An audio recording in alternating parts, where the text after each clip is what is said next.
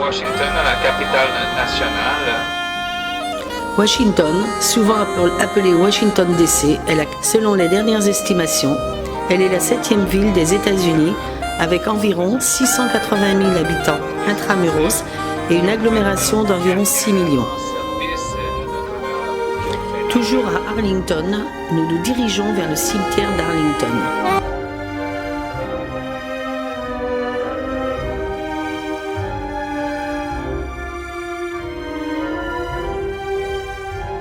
Américaines sont enterrées ici. C'est que des soldats, juges de la Cour suprême et président.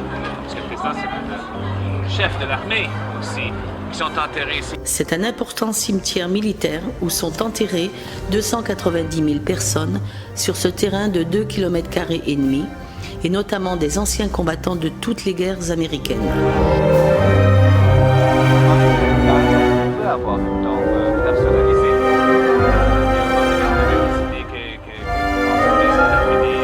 C'est notamment ici qu'est enterrée toute la famille de John Fitzgerald Kennedy.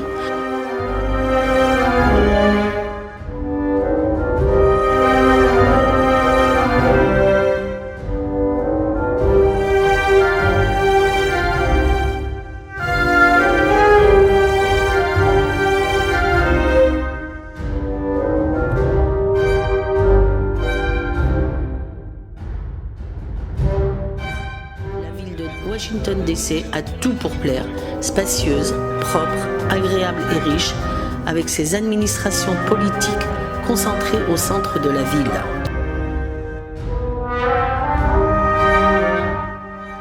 En tant que capitale fédérale, elle est le siège de nombreuses institutions américaines, comme la Maison-Blanche, résidence officielle du président, le Capitole, siège du Congrès, ainsi que le siège de la Cour suprême et d'autres organismes fédéraux, comme la Réserve fédérale.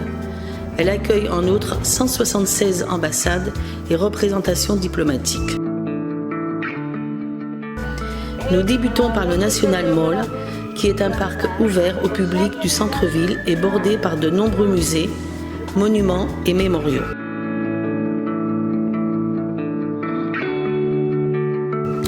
Le Capitole constitue notre première visite. Le Capitole, qui sert de siège au Congrès, le pouvoir législatif. La construction de style néoclassique dura près de 20 ans. D'une hauteur de 88 mètres, il est constitué d'un dôme d'un diamètre de 29 mètres et de 2 ailes. C'est le Capitole des États-Unis. C'est là où s'assied le Congrès. Et devant nous à droite, c'est la salle des représentants.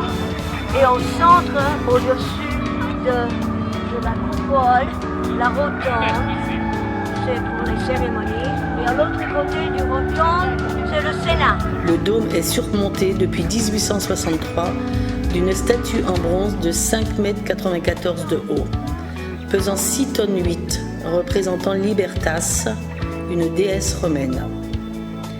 L'édification du dôme, inspirée du Panthéon, exigea environ 4 tonnes de fonte et coûta $1 million.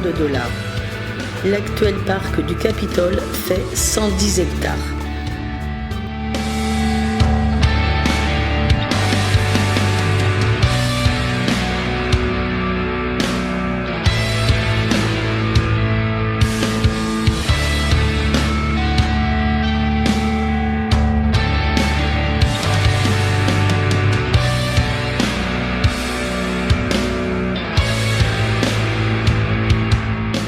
Malgré les embouteillages dus à une visite du président Trump, nous arrivons à la Maison-Blanche. Environ 1800 personnes réparties en 16 services travaillent à la Maison-Blanche.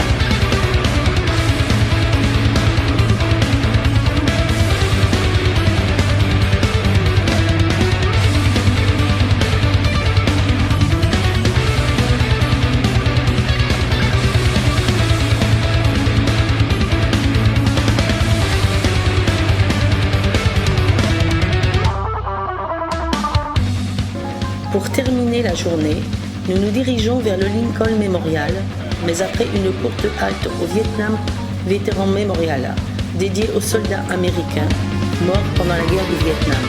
Ce mémorial reçoit plus de 3 millions de visiteurs par an et consiste en 3 monuments distincts.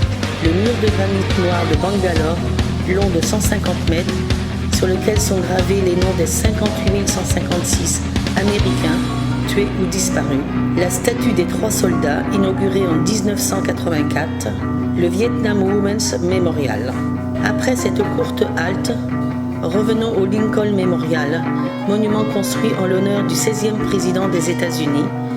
Inauguré en 1922, le grand bâtiment de marbre blanc en forme de temple dorique grec abrite une statue monumentale d'Abraham Lincoln. Lincoln assis, une main en poing et l'autre main ouverte. Le sculpteur voulait montrer les 2 côtés de la personnalité de la guerre. Il a dit il faut continuer cette guerre. On ne peut pas les laisser diviser le pays en 2. Et à l'autre côté, un homme très humble qui a libéré les esclaves.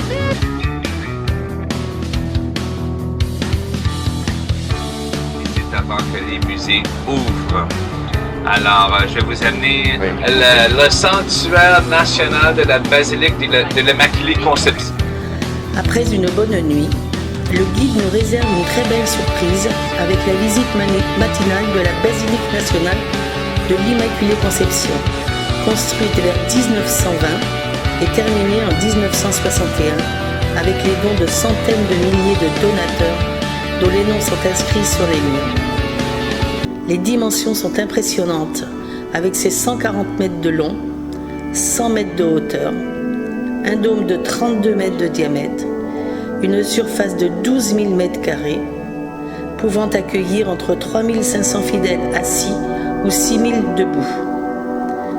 La basilique renferme plus de 70 chapelles et sanctuaires, situés au rez-de-chaussée et à l'étage.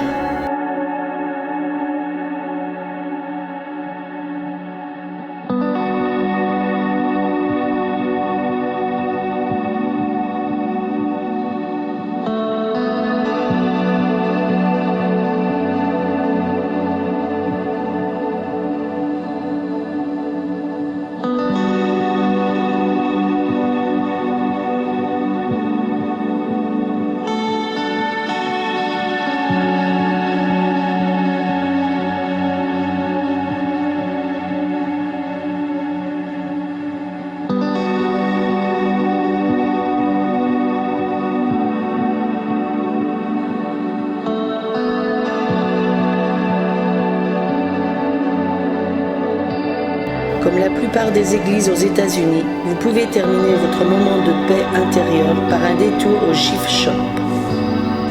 Juste en face se situe l'Université catholique de Washington.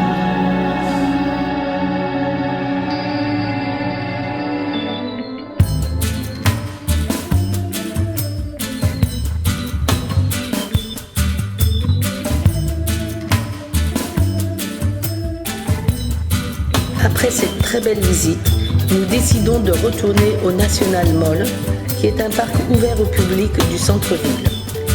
Il est bordé par 15 musées et galeries d'art qui peuvent satisfaire tous les goûts.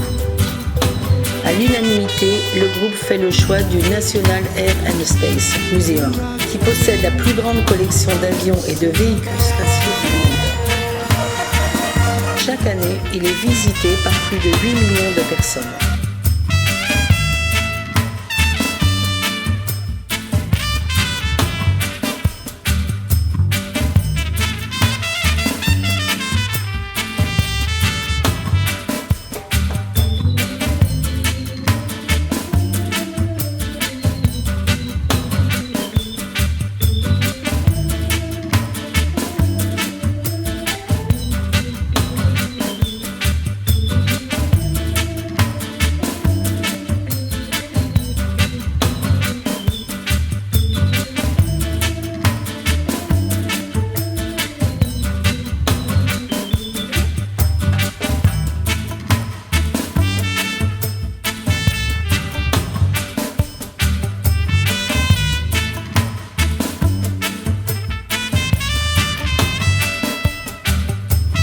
Après cette halte de 1h30, Chacun choisit son musée selon ses aspirations. Ici, on retrace et on valorise la vie des Noirs américains et africains à travers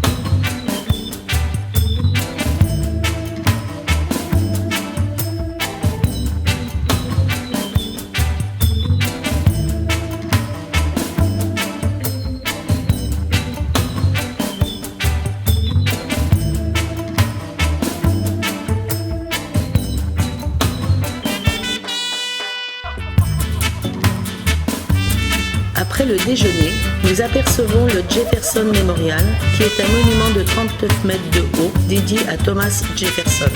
De même, nous effectuons une halte au Martin Luther King Memorial, monument érigé à la mémoire de Martin Luther King, leader de la lutte pour les droits civiques aux États-Unis.